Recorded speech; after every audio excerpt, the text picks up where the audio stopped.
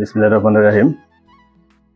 আধুনিক কেরানীগঞ্জের রূপকার, সাবেক 4 বারের এমপি, 2 বারের মন্ত্রী, ঢাকা মহানগর উত্তর বিএনপির সফল আহ্বায়ক জনাব আলহাজ আমানুল্লাহ আমান ঢাকা 2 আসন থেকে ধানের শীষ প্রতীক নিয়ে নির্বাচন করবেন। আমরা পলাদি ইউনিয়ন প্রত্যেকটা বিএনপি এবং প্রত্যেকটা অঙ্গ সংগঠন ধানের শীষের পক্ষে কাজ করে যাচ্ছে। আমরা 8 নং ওয়ার্ড বিএনপি এবং সকল অঙ্গ সংগঠন 8 নং ওয়ার্ডের 5টা গ্রাম তালেপুর, নাগরাসুর, কুঠিবাড়ি, খাসকান্দি, ঋষিবাড়ি, নয়গাঁও আমরা গণসংযোগ করেছি এই পর্যন্ত অনেকবার। আমরা প্রত্যেকটা ঘরে ঘরে গিয়েছি। যাওয়ার পর আমরা স্বতঃস্ফূর্তভাবে আশ্বাস পেয়েছি তারা বিগত 18 বছরে কেউ ভোট দিতে পারে নাই। ভোট কেন্দ্রে মানুষ তো যাওয়া দূরের কথা, কিছু প্রাণী ঘুমাইছে। তা আমরা প্রত্যেক ঘরে ঘরে গিয়েছি।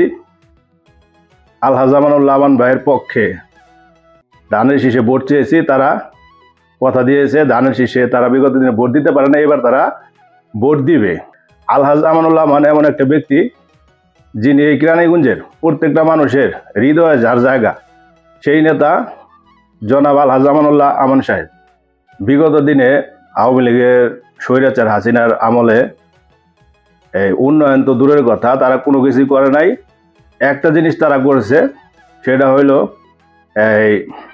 একদম বয়স্ক থেকে ধরে ওয়ার্ড পর্যায়ে নেতাদের নামে মামলাটা করতে পারছে। এই জিনিসটা তারা খুব সুন্দর পারছে।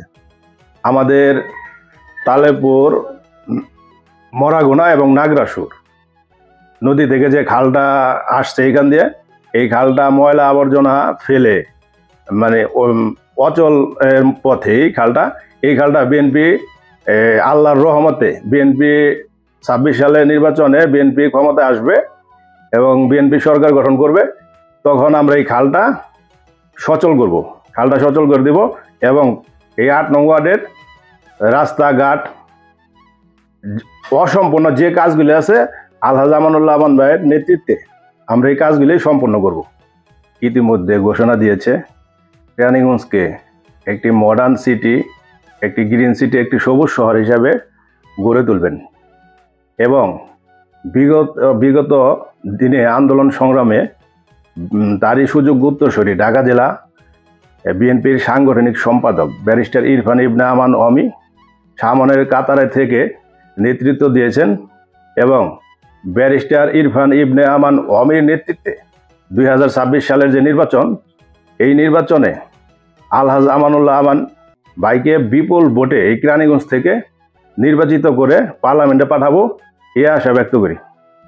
বাংলাদেশ জাতীয়তাবাদী দল জিন্দাবাদ, দেশনেত্রী বেগম খালেদা জিয়া জিন্দাবাদ, তারুণের অহংকার তারেক রহমান জিন্দাবাদ, শহীদ প্রেসিডেন্ট জিয়াউর রহমান অমর হোক, আলহাজ আমানুল্লাহ আমান জিন্দাবাদ, ব্যারিস্টার ইরফান ইবনে আমান অমি জিন্দাবাদ। ধন্যবাদ সকলকে।